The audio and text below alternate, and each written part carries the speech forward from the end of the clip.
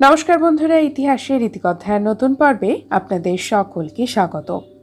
হিন্দু ধর্মে পিতৃপক্ষ পূজা অত্যন্ত মাহাত্ম্যপূর্ণ এবং গুরুত্বপূর্ণ।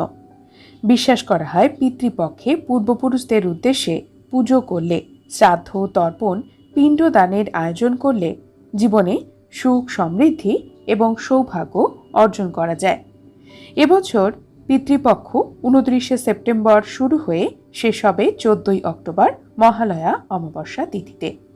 পিতৃপক্ষ 15 দিনের একটি সময়, যে সময় আমরা আমাদের পূর্বপুরুষ যারা মৃত তাদের উদ্দেশ্যে পিণ্ডদান, তর্পণ এবং শ্রাদ্ধের মতো অনুষ্ঠান পালন করি। এই সময় পিতৃপুরুষদের উদ্দেশ্যে জল এবং খাবারও দান করা হয়। পিতৃপুরুষরা তুষ্ট হলে আমাদের জীবনে সৌভাগ্য আসে। শ্রাদ্ধ, তর্পণ, পিণ্ডদানের জন্য আমরা ফুল ব্যবহার করি। এই সময় আমরা অন্যান্য পুজো অর্চনাতে যে ফুল ব্যবহার করি সেই ফুলগুলি কিন্তু ব্যবহার করা যায় না। পিতৃপক্ষ, শ্রাদ্ধ, তর্পণ এবং মহালয়া অমাবস্যা তিথিতে আপনারা যদি শ্রাদ্ধ বা পিণ্ডদানের আয়োজন করেন তবে সাদা রঙের ফুল অর্পণ করবেন। এই রকম পুজোতে কখনোই কদম্ব, বেলপাতা, কালো অথবা লাল রঙের ফুল ব্যবহার করা যায় না। সুগন্ধি ফুল ব্যবহার করা নিষিদ্ধ।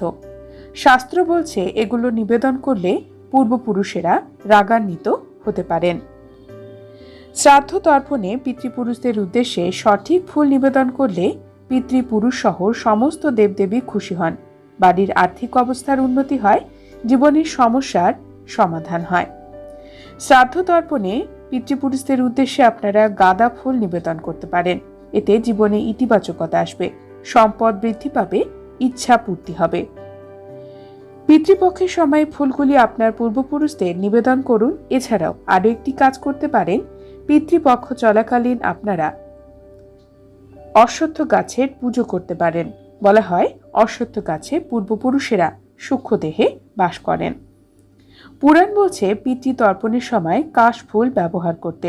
এটি খুবই শুভ বলে মনে করা হয়। তর্পণের সময় কাশ ফুল, তিল এবং কুশ বিশেষভাবে ব্যবহার করা হয়। বলা হয় পিতৃতর্পণে কাশ ফুল থাকাটা খুবই আবশ্যক। এই ফুল ছাড়া পিতৃতর্পণ সম্ভব নয়। বন্ধুরা, পিতৃপক্ষ চলাকালীন এবং মহালয়া অমাবস্যাতে তর্পণ, শ্রাদ্ধ বা পিণ্ডদানের মতো অনুষ্ঠান করলে সবসময় সাত্ত্বিক জীবন ধারণ করবেন। এই সময় নিরামিষ খাবার গ্রহণ করবেন। দাড়ি কাটা, চুল কাটা, নখ কাটার মতো ক্ষৌরকর্ম নিষিদ্ধ।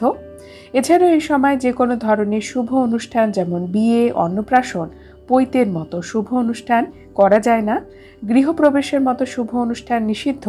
এছাড়াও এই সময় আমরা পুজো পার্বণের জন্য কোনো পবিত্র বস্তু কিনতে পারবো না। বন্ধুরা, পিতৃপক্ষ চলাকালীন এবং মহালয়া অমাবস্যাতে তর্পণ, শ্রাদ্ধ বা পিণ্ডদানের মতো অনুষ্ঠান করলে সবসময় সাত্ত্বিক জীবন ধারণ করবেন। এই সময় নিরামিষ খাবার গ্রহণ করবেন।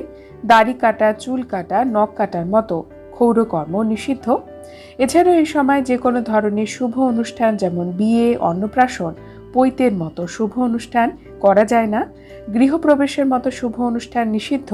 এছাড়াও এই সময় আমরা পুজো পার্বণের জন্য কোনো পবিত্র বস্তু কিনতে পারবো না।